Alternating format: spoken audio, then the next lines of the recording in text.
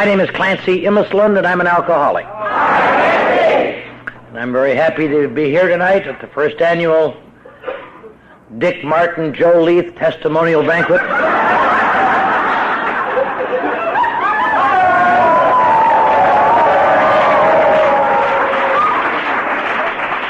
Dick's stories have pretty well eaten up the time, and I want to thank you very much.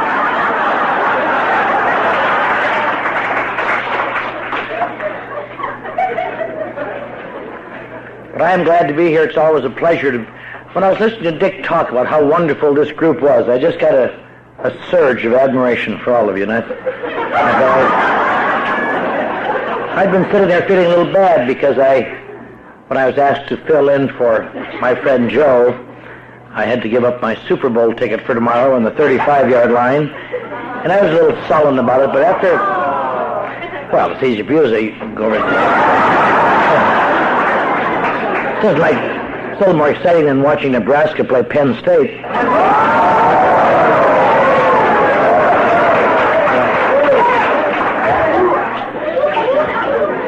Get him, Big Red, get him.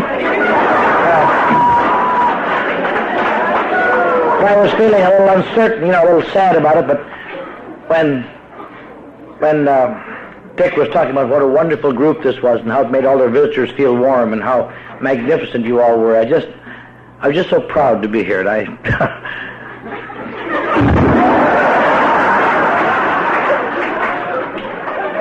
there's one little part of the long form of the traditions you must read, Dick. It says, we prefer to let our friends praise us.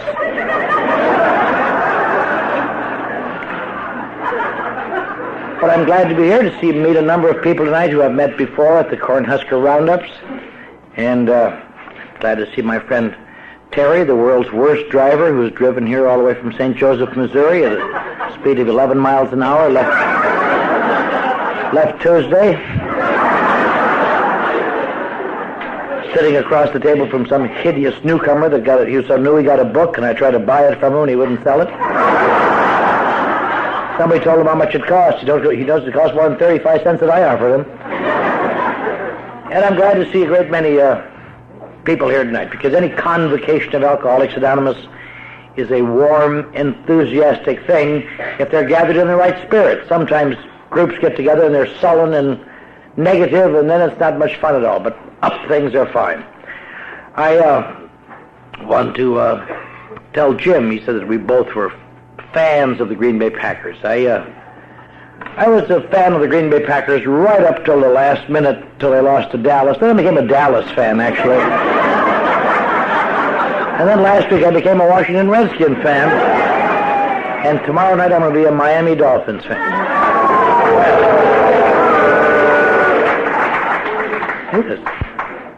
Are there any safe subjects here? Maybe I better talk about something you know nothing about. Let me discuss the steps for a while.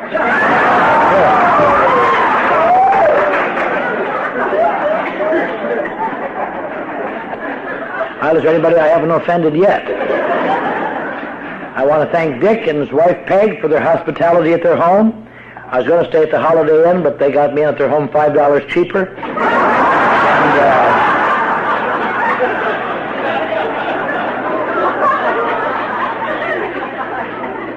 there's no hot water, but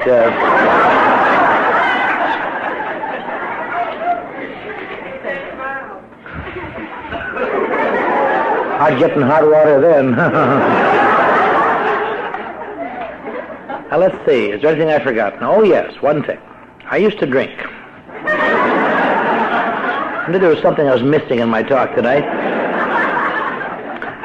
I used to drink, and I drank for a number of years, as I'm sure many people in this room did. And I spent a lot of time drinking, off and on, and I never paid much attention to it, really. Because I never felt for years that drinking was ever my major problem. Sometimes it was, when I got in a jackpot, when I got in trouble, I would think about my drinking and think I would have to moderate it. But I never really felt I was an alcoholic or that drinking was really my problem, because from as far back as I can remember, I always felt that my emotions must be different than other people's. Not that they were significantly different. It's just, I remember thinking one time, the way to describe it is that when you come off the end of the assembly line and the last operation is, they're supposed to put on a protective coating. And when I got to the end of the assembly line, somebody said, "Hey, God," and God said, "Yeah." Screw him, he's Norwegian. And it seemed that my emotions were like other people's, but I just seemed to feel things more intensely. And I based this, of course, on the classic way that people like me, and I suppose like many of you, base how you are, by comparing yourselves against other people. By comparing yourself to peers or other people, or how they're looking, or how they look like they're feeling. And one of the major factors in that evaluation is that you always make that comparative when you are feeling bad. When you are feeling good, you don't stop and think how you're doing, you know. But when you're feeling bad, that's when you evaluate and think and study. And so when you're feeling a little different, you're feeling not very good, and you look around you, and it could be on a job, or just people going by, or people in social situations, or people that you know well, or people that you hardly know. Every human being, I'm sure, when they feel bad, sometimes makes little evaluations, seeing how they are compared to them. And I suppose one of the reasons you do that is to find some way to feel more like them, to be less alienated. And the problem with these little evaluations is that everybody does it sometimes, but the one thing that nobody ever seems to know is that the answer you get is always wrong. It is always wrong for one reason that nobody ever thinks about. Because I am comparing my insides against other people's outsides. I am comparing my raw meat against defense mechanisms they've spent 30 years building to conceal their raw meat. So as a result, I think it's safe to anyone in here to say the next time you start comparing yourself, I think I can guarantee you that you will never see anyone who looks as sensitive as you feel. You will never see anyone who seems to have the secret anxiety that you have. You will never see anybody who seems to be troubled by feelings of insecurity like you secretly do. You will never see anybody who seems to have the form of loneliness that you do. You know, other people are lonely when they're alone. I have a tendency to be lonely in the middle of crowds. That's unique unto me. I always knew that. You can't even talk to anybody about that, you know. How are you doing tonight? Oh, I'm lonely. How can you be lonely? You son of a bitch, you know. There are a lot of things. I've said this before, but there's a lot of things you can't talk about in life because they're not acceptable problems. Acceptable problems are heroic problems, not petty, snotty, little niggly, weak things. I remember a lot of times sitting, or at least a few times, sitting in advertising agencies where I was supposed to be a slick writer and hip and thinking, I wonder what these pukes would do if they knew how I really felt. Yeah. What if my boss came by and said, "How you doing, Emma Slun?" I'd say, "Oh, I'm afraid."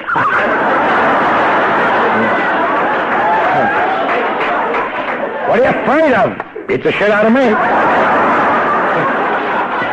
Kind of a general free-fall fear. Those are not correct answers in the world. Those are not acceptable emotions. The correct answer is fine. "Doing just fine, Mr. Carlson." "Just opening this vein to get out some tired blood. My cufflink broke." "Well, God damn it, nothing else has gone right today. Why not that?" But you go through life comparing your feelings against other people, and I'll tell you one thing, you wind up, your efforts to understand why you feel different, and the more you study it, the more alienated you feel, the more different you become, the more what we call classically in alcoholism, the yes but. Someone can say, "Well, I've had that feeling," and the mind says, "Yes, but." Not like this, turkey. You don't say it, but you know it. So most of my adult life has been effort to get things leveled out, to get a handle on things, to get things together.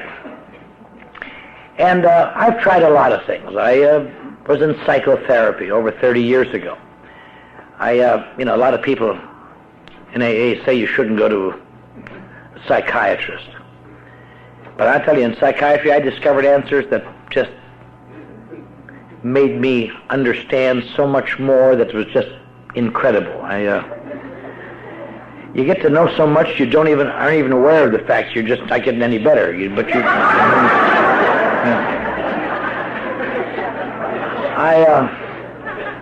At this very day, I see a psychiatrist twice a week.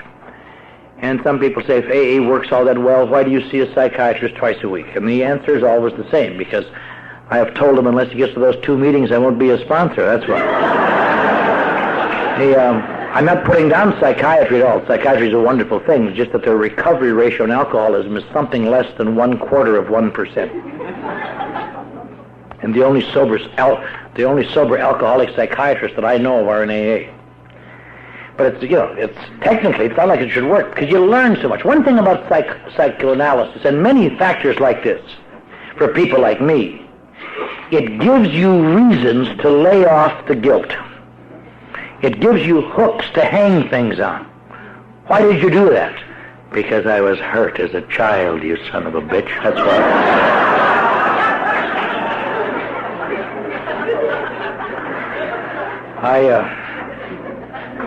And it's nice to have things to blame things on. In fact, you can get into such a habit that sometimes you die from not being able to undo that sometimes. But eventually nothing ever works. Another time I got into metaphysics. I was working 3 jobs at that time. I was in one of my catch-up phases. I was working days at an advertising agency. At night I was on the faculty of the University of Texas directing a grand opera in the original Italian. That's kind of fun, watching Texans try to sing Italian.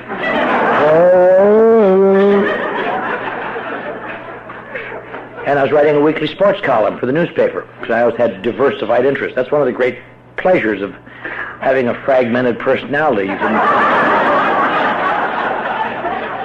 And I was under a lot of pressure. As I've said before, I'm a Norwegian Lutheran from northern Wisconsin, and that's kind of the purity end of the religions. And I had gone bad and married this Catholic. And she was the worst kind of Catholic. She was a good Catholic. Bad Catholics you can do something with, but good Catholics, there's no doing business with them at all. I used to say to her, Charlotte, can't we use birth control in a brave new post-war world? No. I said, how about just getting something for the prevention of disease? They sell them in a machine down here at Rocky's Rockaway. No. She had the priest come over one day and they gave me 2 hours on the rhythm system, which is the Catholic form of birth control. And I listened intently and I just couldn't pick up the beat. I just couldn't pick up the beat.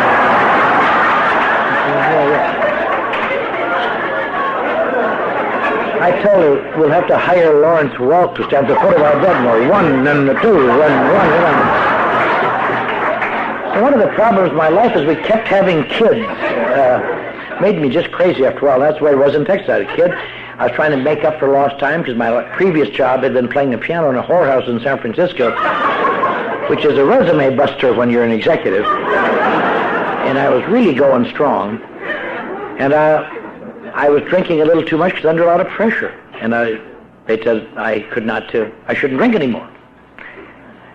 The dean said, we understand you've been acting bizarrely in Juarez.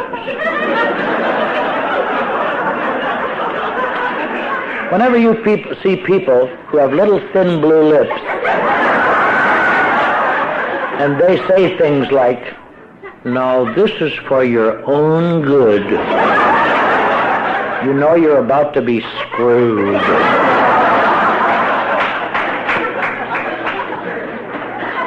And so I had to stop drinking to hold my job, at least till my wife had that baby at the time. And so I couldn't drink, and drinking to me has always been a relaxant. It's not my thing, it's just a cushion. When you take that away, I get tense and anxious and nervous because I have no relaxant. I got into metaphysics, and it really helps to get into metaphysics when you're about half crazy because you're halfway there already. And I was very intense as a personality, and I don't like to gloat or brag, but at one time, to the best of my knowledge, I was one of 6 people in the whole state of Texas who knew truth. That's a very heavy load to carry in Texas. It was almost a relief when they finally put me in the state insane asylum just to take the pressure off. And the nice thing about it is I was in that insane asylum. I wasn't in there for drinking. I hadn't had a drink for some time. I was in there for suicide, because that's how I get when I stay sober too long. I have a tendency to get nervous. And one day my wife took all the children to church, and I just went in the garage and turned on the motor and went to sleep. And the neighbor heard the motor running and came in there, and I was dead behind the seat, and they put me out and beat on my chest and breathed up my nose and put me in the psych ward, examined me, and determined I was a schizoid depressive, and gave me an indefinite period in the Texas State Insane Asylum at Big Spring, Texas. Now, that's another resume buster. I thought I was depressed before. Jesus, it's really hard to make it when you're intermittently put upon. The only funny thing I ever thought about that whole period, I remember thinking when the doctor said, "We're afraid you're a schizoid," part of my mind said, "Jesus, that's funny. If they only knew. If I could get my personalities down to 2, I could make it." It's this group therapy when I'm alone in the car.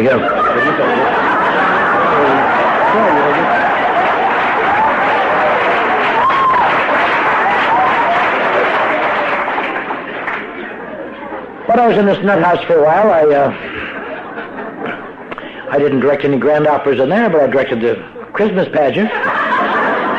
When I came off electric shock, they allowed me to go back to my old career, and I directed this Christmas pageant about a 2nd grade level, so the whole student body could follow along. There weren't very many delicate nuances in the performance, but the director's main job was just trying to hold the 3 wise men off the Virgin Mary, if you could. We just want to worship her, clients. And I thought I might have to be there a long time, because I had to stay there till I got well, which was a long, I might have been there now. But they put in an alcoholic program, and fortunately, because I have a tendency to drink sometimes, and people think my problem is drinking, I had been sent to AA a number of times. I've been going to AA 6 or 7 years by this time, off and on. So when I saw an alcoholic program, I pretended to be an alcoholic, and in a short time, I got in the alcoholic program. I was wonderful. Everybody else was there for 30 days. They went home in 30 days. They were put in there by their families, and go to the home in 30 days. I was the only one in there indefinitely. So I was more responsive than they were, Old guy would give us a talk for an hour and say, "Are there any questions, boys?" Nobody had one question. How do we get out of here, Mr. Ross, perhaps you could tell me some more about the 4th step. How do we get this garbage out of us and get this guilt on the paper, and how we can begin to work towards a new life? Could you tell us some more about that, Mr. Ross? You'd say, "Yes, I can, Clancy." And everybody else in the room would say, "Oh, shit." I wasn't trying to win them. I had to win him. It really was not a very sincere group. You sit next to somebody, "What are you going to do when you get out of here, Fred?" "I'm going to kill that bitch." That's kind of But they came and went, and I stayed, and I got to be secretary of the group, and eventually I went out and gave little talks. The hospital sent me out to West Texas to give little talks with my attendants. One night I talked at Midland, and one night at Odessa, and one night at the Big Spring town, and I gave beautiful little talks. I wasn't burdened with any sincerity. I'd give little talks like, "Friends, I'm just proud to be here tonight on behalf of my fellow patients at Big Spring State Hospital. We were people who were lost in the vast desert of alcoholism, and we we came upon the tall green hills of sobriety, but they were too steep for our weakened legs. But people such as you pointed out 12 golden steps that we could climb one after another until we could stand high atop the green hills of sobriety to find a new answer with a new God and look back to going back to our communities throughout West Texas and show others still lost the 12 steps to recovery. God bless you.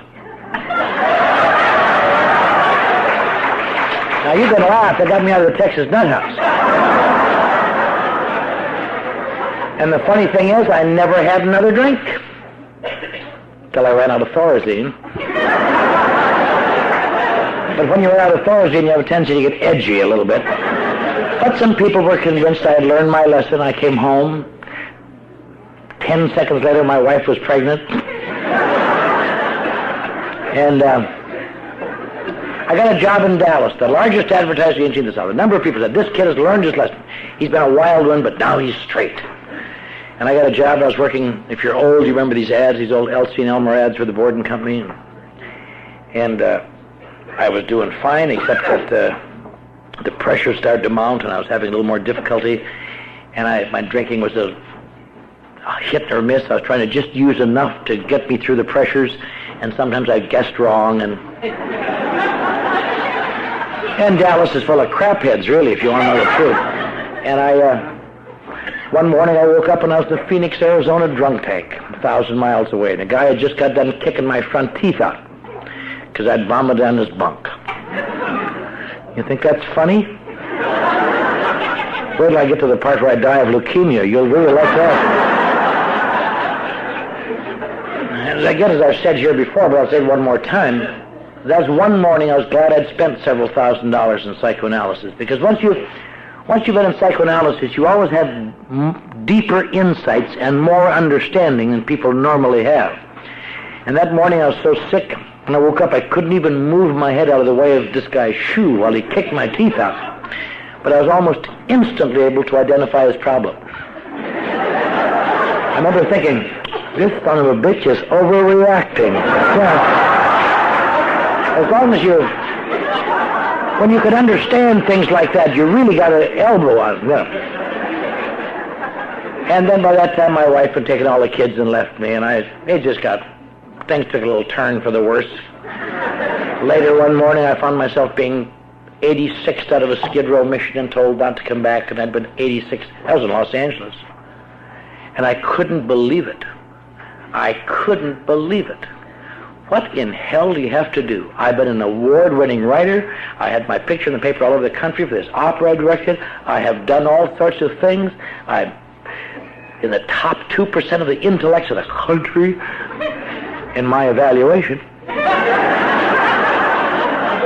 And God damn it, I am at the beck and call of every redneck puke that comes along. And I'm dying on the street, and by that time, I wish I were an alcoholic. I've been going to AA for 9 years. But AA's got no answers for people who are cursed with the ability to think. Yeah. It's a great place for drinkers. Oh, I put the plug in the jug and it just got gooder and gooder.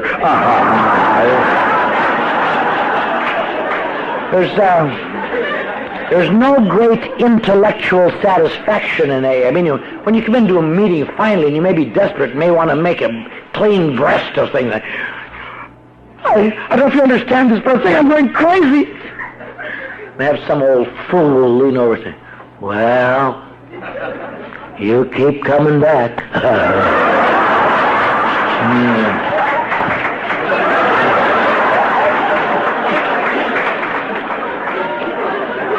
Or when you may confess and say, I don't know what you do about this today, but I got $120 in hot checks out. And if I don't cover them by Monday, they're going to nail me to the wall. What'll I do? And I have some guy say, well, you turn it over to your higher power, son. I tried that once, and my higher power turned over to Sheriff Peter Pitch. That is not a viable solution in the real world. And these steps, they're enough to just gag a maggot. They're nice, but they don't work for thinkers. It doesn't help me to say I'm I'm a terrible old alcoholic, but I know I'm not. And therefore my life's all screwed up. That isn't why my life's screwed up. My life's screwed up because I'm surrounded by idiots. I'm going to come to believe God's going to make me sane. I'm not crazy. I look crazy to crazy people. Is that my problem? Going to turn your problems over to God? Try that some morning. Here, God. Didn't get outside of the gravity there. Going to write an inventory, write down things I've spent thousands of dollars to forget.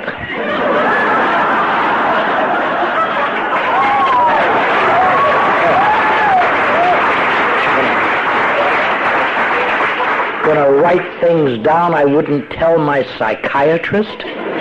I never really told my psychiatrist much because I was afraid he'd reject me. I didn't. I always thought if I ever told this guy how I really feel sometimes, he'd say, "Get out of my office, you sick son of a bitch." So I just told him what I thought he ought to know to help me, and he couldn't. But they wanted me to write things. And I'm supposed to, write things you wouldn't read, you wouldn't tell to a psychiatrist, and then read them to a plumber. Now that's satisfying, isn't it? Do you still like me, Fred? Yes, I do. Well, you really hear this. Is it really going to help me a great deal to have some blabbermouth know that I used to be married to a sheep outside of Butte, Montana? Is that... But,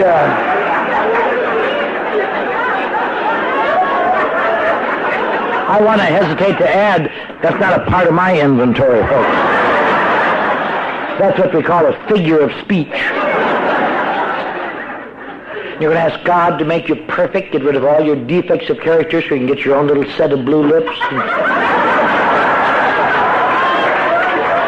Maybe go around and talk to people for their own good. Make amends to people who've been screwing me for 30 years. Here's $10 for rejecting me that time. More inventory in case you've been lucky enough to forget anything. Just keep digging. Then meditation, that's a great step. Meditation's a great step for suicidals. It really is. If you ever want to die quick, just sit in your closet for a couple hours in the dark and think about how things really are. Now, all of this might be ours. There's some great reward at the end of it. Are you going to be given love and happiness and understanding? You're going to be allowed to get up at 3 o'clock in the morning and drive across town and tell some idiot about it while he pukes on your shoes.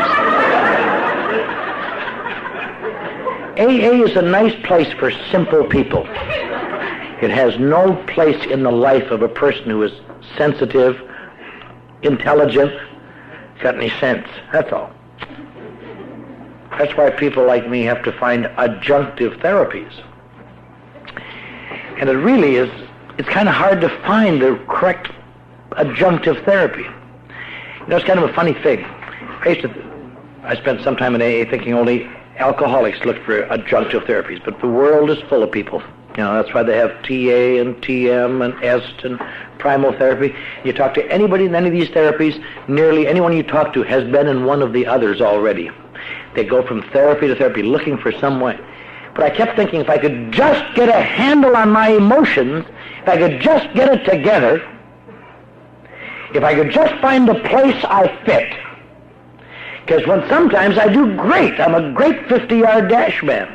But they're not running the 50-yard dash. They're running some kind of goddamn marathon out there. But for 50 yards, I'm a great husband, father, son, worker, brilliant guy.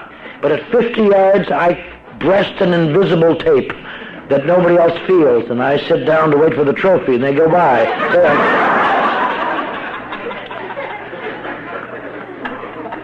I kept looking for where's the place where it's going to be, what I'm looking for. All I'm looking for in the world is the wonderful place, the the fun place. And I found it a number of times, but it always turns unwonderful after a while. It turns unfun. It turns grubby. And I've got to find a place where it stays good. And I couldn't find it. I was sober a great number of years before I came across evolved a great fact that I knew, I guess, all along, but I didn't put it down into a phrase. But it's just this. People who are always looking for a good place, or an exciting place, or a fun place, are rather immature individuals. They cannot mature to the fact that no place is wonderful all the time.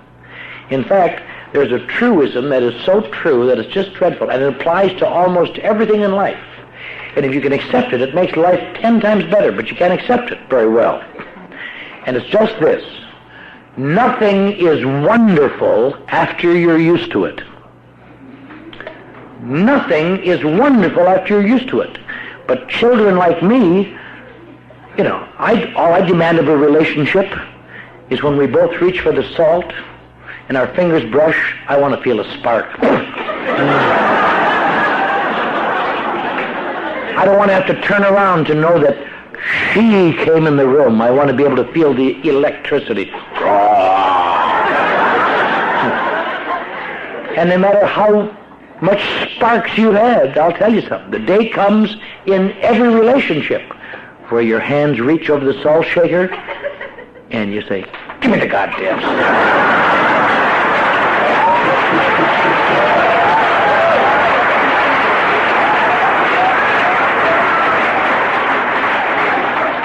And a lot of people feel the relationship is over, and what they don't realize, you have just passed through the infatuation stage.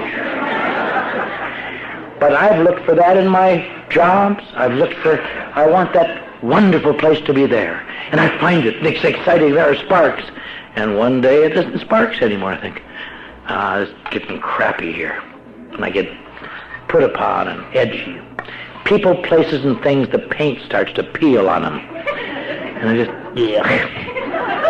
and I realize I'm being used by them. And that's why drinking was kind of a pleasure in my life. Drinking at least adds a little color when there's no color there.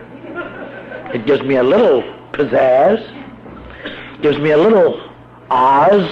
I just love every once in a while seeing The Wizard of Oz. The only thing I could never understand about Dorothy is why she would want to leave Oz and go back to Kansas, for Christ's sake. That black and white, not even black and white, sepia tone Kansas. Instead of being in Oz where the colors are, there may be a poison poppy here and there and monkeys flying, but goddammit, there's some color. There's pizzazz, a little fun.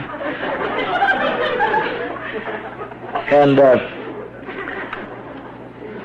I didn't know that alcohol had a special effect on me. I never knew that once. They used to tell me, hey, if you're an alcoholic, they told me this 30 years ago when I was going to meetings under duress. If you're an alcoholic has a special effect on your body. So you find some dummy say, what's the special effect? Well, it sets up a terrible craving that you can't stop. And I used to go out of meetings and go to a bar and run the test. I'm going to find out once and for all if I'm an alcoholic. No craving. Thank Christ.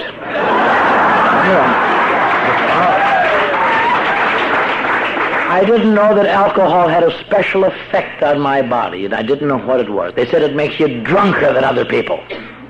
I have outdrunk any number of social drinkers in my day. In fact, the worst night of the year to be out for any drinker is when? New Year's Eve. You bet your ass, Slim. Because them amateurs are out there stumbling around. They don't know how to drink. Anybody in this room has got at least 20 seconds to know when you're going to vomit. You just recognize the symptoms. Pardon me, just a minute.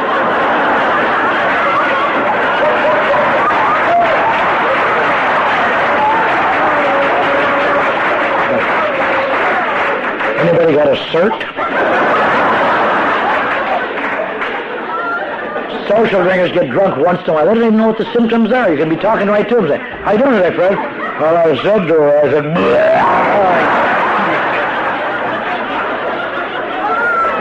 I would assume anyone in this room has done this time. I didn't think about it.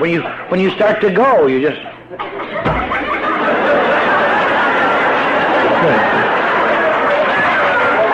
Those idiots just fall down. They don't know how to drive. They tried driving with 2 R's. And they never know how to drive. Maybe the great tip-off is if you're ever at a party and where there's drinking going on, and if you're done, if you are, you notice the difference between an alcoholic and a social drinker. A social drinker once in a while will say things like, well, Marge, I had a couple extra. You better drive home, honey. If anybody in this room ever said that, I'd be sick with mortification. The correct answer for us is, it's my goddamn car! It's my goddamn car!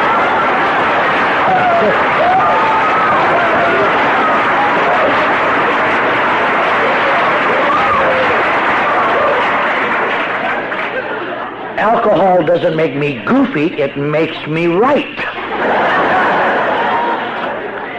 In fact, I thought about this, and it's really true, without even being aware of it. I spent my whole life thinking the real me was the personality that appeared after 3 drinks. When I was sober, that was not the real me. That was just some poor boob. When I was drunk, but when I had 3 drinks, that's the real me. Just kind of a devil-may-care, lovable old thumbitch. Didn't play favorites. You with anyone, Granny?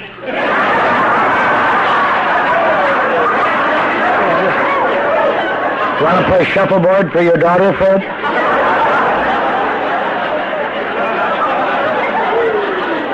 If I could have held that 3-drink edge, I'd have been something. But it starts to taper off when you overshoot, and it's just hideous. And so I very nearly died, and I never knew that there was an absolute pattern in my life that was absolutely clear and was delineated in the book Alcoholics Anonymous, that I'd read that book 4 times over the years and never saw it once, and yet I believe it's the greatest single description of alcoholism that I know of. And it's that first 2 pages of chapter 3. God, that is really the story of my life and nearly everybody's life. It starts out, the great obsession of us is that somehow, someday, we will control and enjoy our drinking. The persistence of this illusion is astonishing. Many of us pursue it into the gates, not up to the gates, but into the gates of insanity and death. And that is the story of my life, trying to control the effect, control it. I can't make it without it, and I can't make it by overshoot, but to control it, to find techniques. There's a funny paragraph on the next page that talks about various things people try.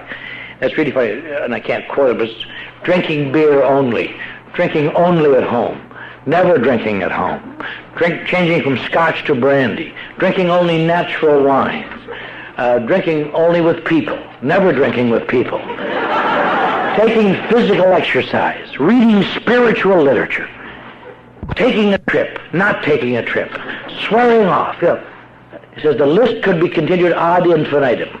I remember reading that a few years ago. I'd have to laugh. I had tried every one of them except one. I had never tried not taking a trip. Because when the heat is on, I move it. Well, Charlotte, you take care of the kids and I'll send you some dough first chance I get.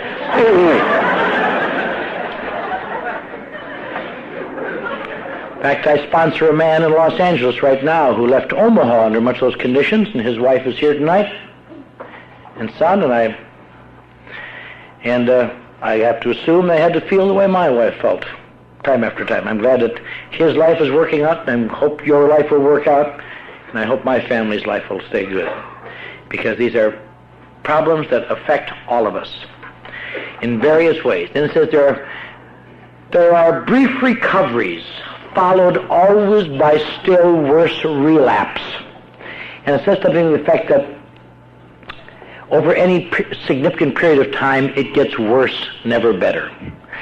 And eventually you get to a point, and it's just such, I've read these words 1,000 times before they really jumped off the page at me, till you get to a point of pitiful and incomprehensible demoralization.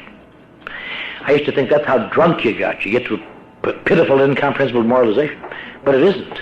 I've come to believe that's the condition you get into when you get sober again. That's when the problem is. You know, we always talk about drunks being such suicidals, and all, many times drunks commit suicide. And it's an amazingly small percentage of drunken suicides are successful. And nobody knows why. My particular theory is that when you're drunk and you decide to commit suicide, it usually is to make someone sorry. And then, as you're about half gone, you suddenly realize, I'm not going to be around to see these bastards sorry. And I have received phone calls, maybe you have too, maybe made them, you know. Oh, Clancy, I just want to say goodbye. I'm checking out. I've taken an overdose of pills, and I don't want anyone to bother me at 111 East 14th Street.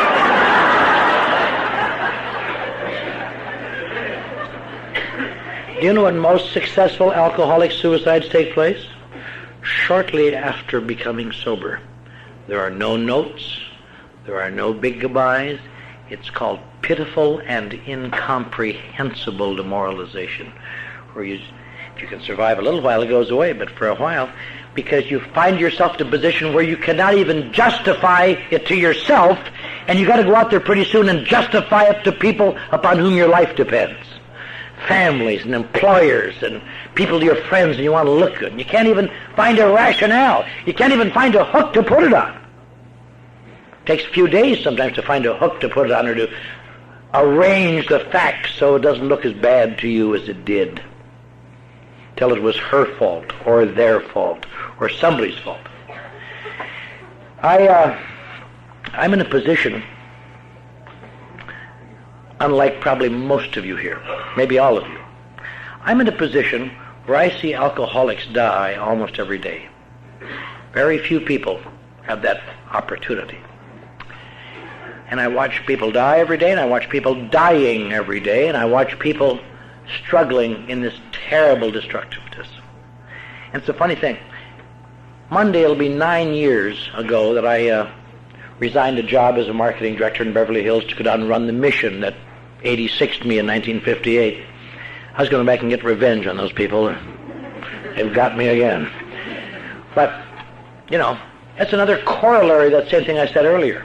I thought, boy, I was down there, here I was, I'd been worked my way back up laboriously through radio and television and advertising, and I was back, and my family was back, and I was living out by the ocean in Los Angeles, and it was just great, and I found myself, AA had altered me enough, so I wanted to give this up and go down and run a Skid Row mission. It's not an alcoholic treatment center. I'm not smart enough for that. It's just I don't mean that in a bad sense, I just have no training. We just feed people and bed them down. And it's a funny corollary. I see people die every day, and I'll tell you, when I first down there wasn't a day that I went by and didn't thank God for my sobriety, because I used to be on that street with them.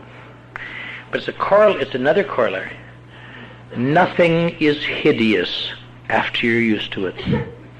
There are no big thing. I go to work now, I go walk by guys dying on the sidewalk, and I see them and I empathize with them a little bit.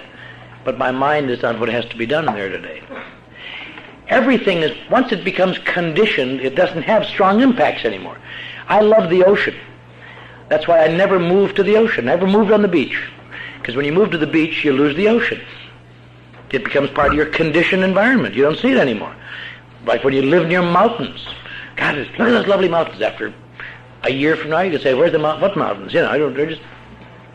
And that's the way it is in most of life. But I see alcoholics die every day. It's a funny thing. Let me tell you something funny. I see alcoholics die from liver. I see alcoholics die from exposure. I see alcoholics die from falling in front of a bus and having to run over a guy's head. I see alcoholics die from all sorts of reasons. Just general debilitation. The ambulance finds them in an alley and picks them up dead and takes them off. The one thing you hardly ever see on Skid Row, however, I do not recall ever seeing a suicide. There are no suicides on Skid Row that I know of. Suicides are people who are above Skid Row. When you're on Skid Row, you have one advantage. You no longer are pretending that you're anything other than the rotten son of a bitch you know you are. It's when you're in the world and you have to get up every morning and suck it in and pretend it's okay one more day. That's when suicide grabs, when it just can't. Pitiful and incomprehensible demoralization. That's what makes it so hard for people to understand. Well, if it's doing this to you, why do you keep doing it? And I have no idea, so I tell them to shut up. Or it's because of her. Or it's because of them. Or it's because of this or that. You can make rationales, but they get tedious after a while. The one thing I never knew, it's because I suffer from an illness I never even knew. I would suppose if there's any major reason why people die from this disease, it's such a simple thing, and yet it goes on, and a number of people in this room will die from it.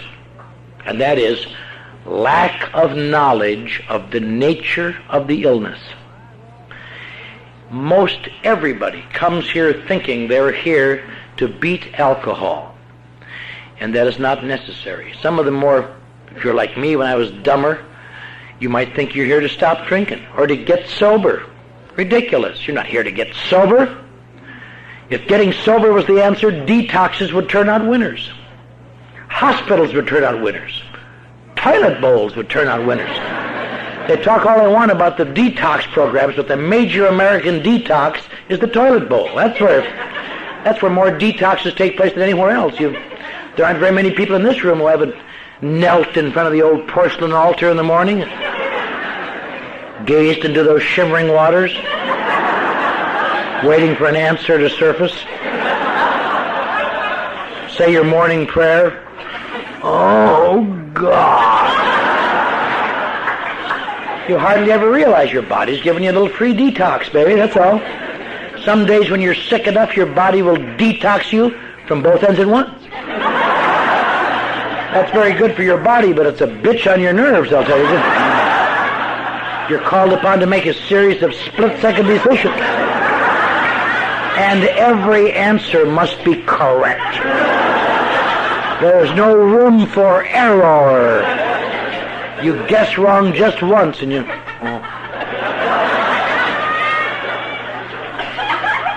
And if you are like me, if you were fortunate enough to have some surviving loved ones staying with you till the bitter end, they stand outside the bathroom door and give you moral support. And they say, "Good enough for you, you son of a bitch!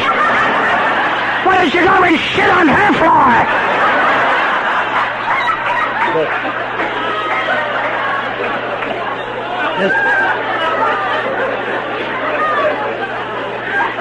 It makes it hard to keep things in a spiritual balance.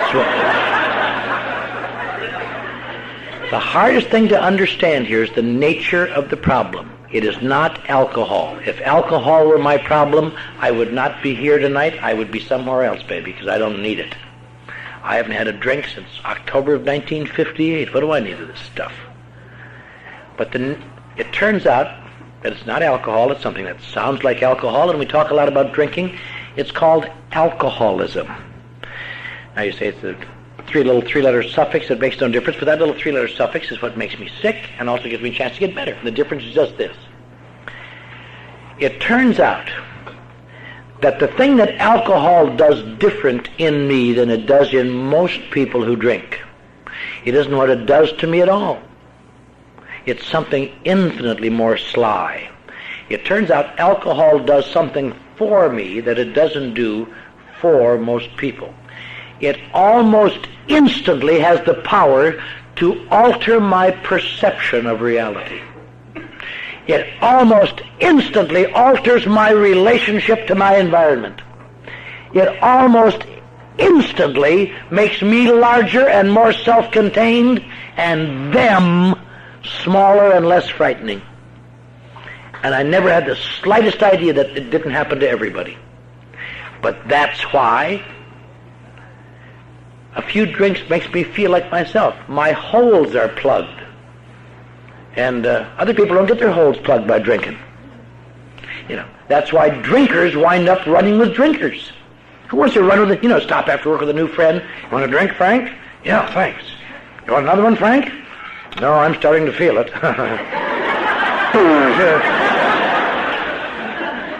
When I'm in a bar at 11 o'clock at night, I want to be in there with people who understand colorful life. When someone says, "Hey, let's go to Kansas City," I want to hear a bunch of people say, "Yeah!" I don't want to be around some little puke who says, "Why? I have to be to work at 9. What'll I tell Margaret?" Tell Margaret to keep you home, you sick little puke.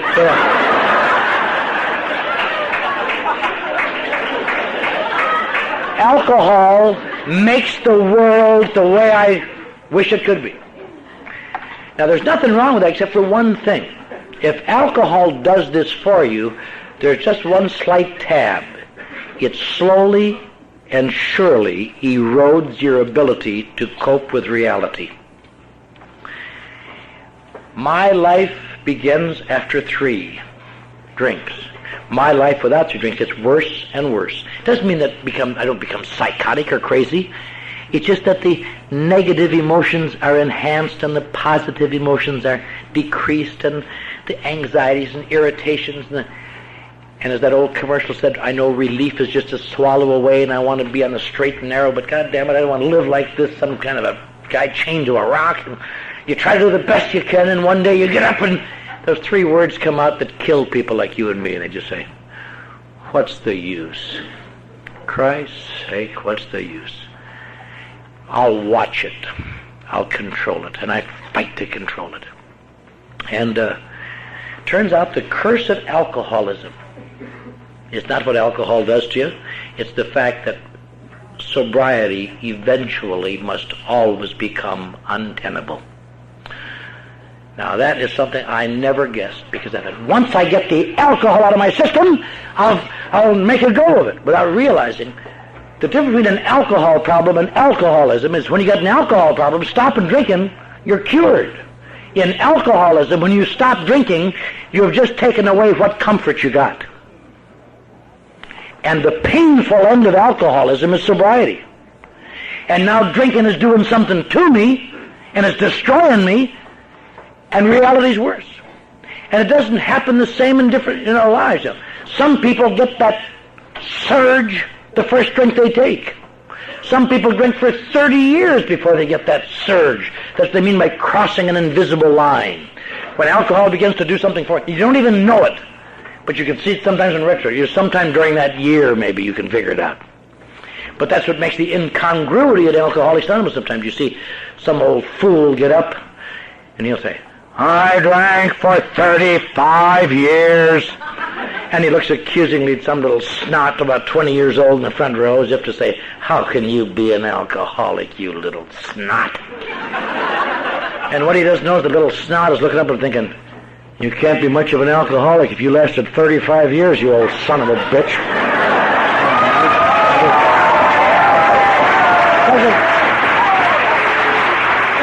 It doesn't make any difference how long you drank. It's when it began to do something for you, because that's the beginning of the end, Charlie. Some people I've seen a number of them. My sponsors several of them. I have a friend here tonight, periodic, who gets drunk and gets off 3 months and knows he's well and goes again, and gets off 3 months and goes again, and in between he'd swear, take a light, I'll never drink again, and the thing would never move. Whenever it builds up and you go, you go. So, now AA is designed to do what? To make you sober, to get you shaped up? Not at all. Oddly enough, the function of Alcoholics Anonymous on the bottom line, if you can stay here long enough to understand what the hell you're here for, but you have to do things before you understand them anyway, is this. The function of AA is to, little by little, break up emotional blockages that are causing you to distort your reactions to reality. To, little by little, alter your perception of reality. Because no matter what I tell you, if it all looks crappy to you, it's going to be crappy. If something doesn't change, that's one of the interesting things that AA seems so. Well, how do you do it? Well, never mind, just do it. Today, there's a great school of thought about treatment centers. When I got sober, there weren't very many treatment centers, and we were trained to dislike them. And I spent a lot of years disliking treatment centers, all treatment centers. Over the years, however, I've come to be a little tolerant. I now like some treatment centers, and I don't like some intensely. And you say to people, why would you want to go to a treatment center when you can come to Alcoholics Anonymous and get it for nothing? You just want to shake them.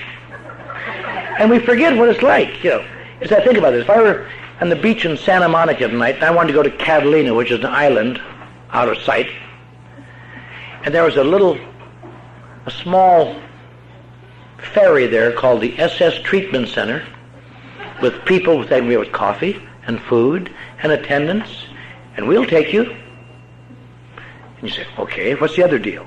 And here are two guys skulking down the beach saying, we've got an invisible boat. You want to go with us?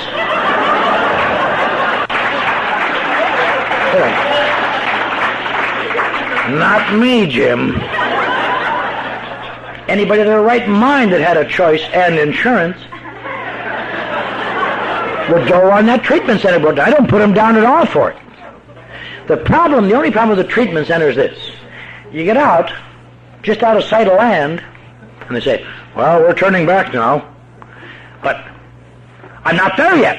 Well, just swim like hell. Remember the comfort you had here. And you start swimming. And here come these two pukes in their invisible boat. You want to ride in my invisible boat? I ain't that sick, Jim. And you almost drowned, and here they come again. Want to ride in our boat? You get in, and as soon as you dry off, you think, this is ridiculous. There's no boat here. Some sort of optical illusion. What do I do?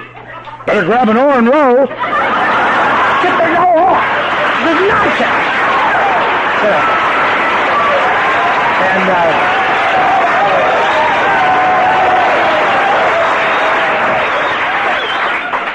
And I would dive back in. Eventually they come by one more time. They say, all right.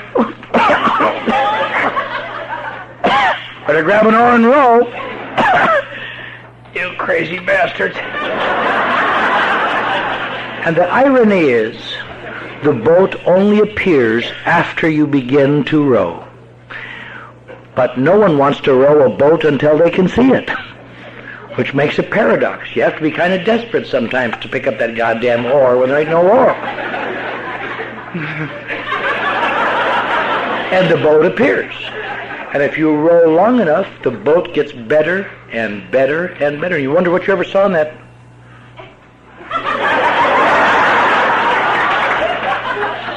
Young man, cream and sugar in mine. Thank you.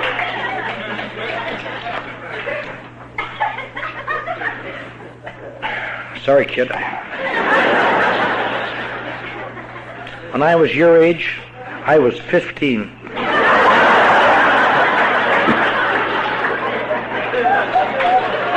And there's only one other thing to remember about this boat analogy.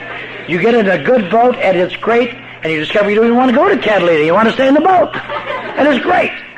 And you pick up other pukes who are too dumb to row. What's the matter with you? Come on. And after a while, it gets so good that you say, hey, man, I'm sure glad I found this. You put down your oar, and it takes a while, but gradually the boat disappears, little by little. You don't even notice it. Some people are back in the water dead before they notice it.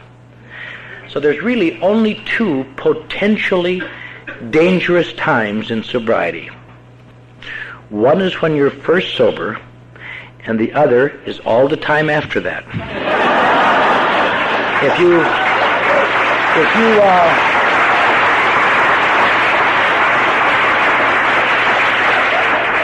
you could just keep on your ball those 2 times, you're home free. But that's what AA is about. AA is not a become wonderful. No matter how hard you work this program, you will never rise above basic human being. Imperfect, emotional, some days cross, just other days just so goddamn wonderful you could replace maple syrup on waffles.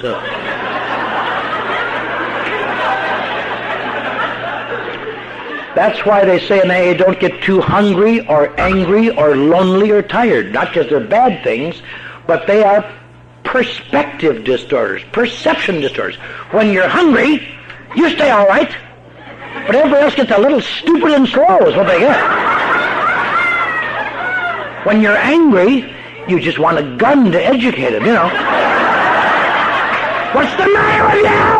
I'm going to tell you about love, you sailors! Boom, boom.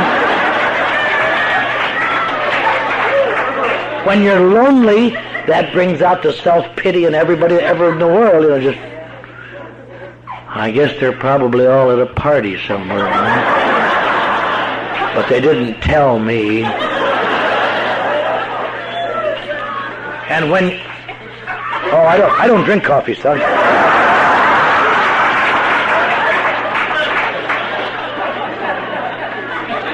Nobody likes a brown-nosed kid.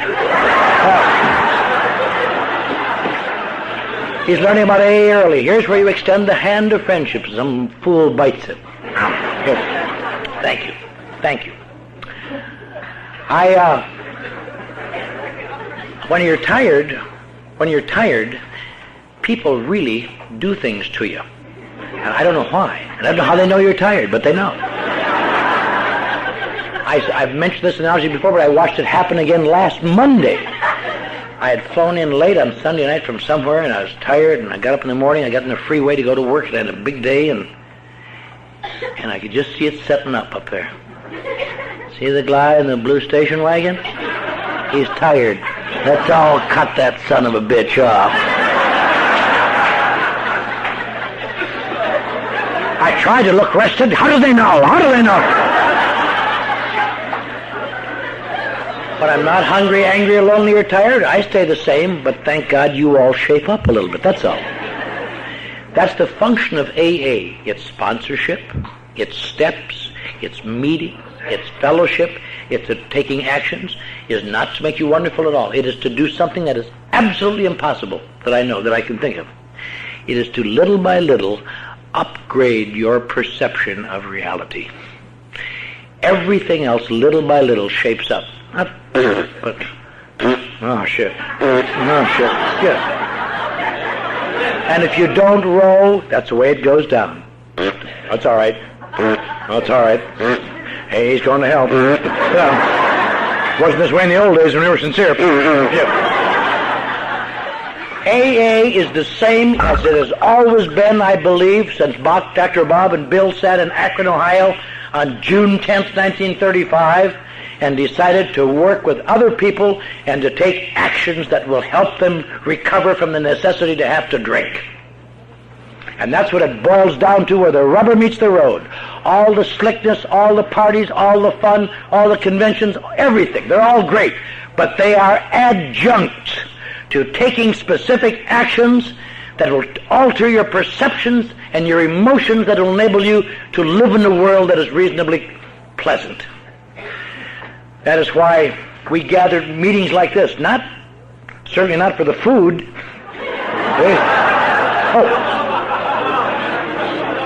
I didn't get any. That's why not that I could eat. No, we don't gather here because we need to be in this hot, smoky room. It's to reinforce again. It's to reinforce. No matter how it looks to you, baby, keep rowing. No matter how it looks to you today, whether you're above them or below them, keep rowing. And if you're new, row when you haven't got any oar. The purpose of a sponsor is to come by from time to time and say, hey, you got your oar upside down. Oh.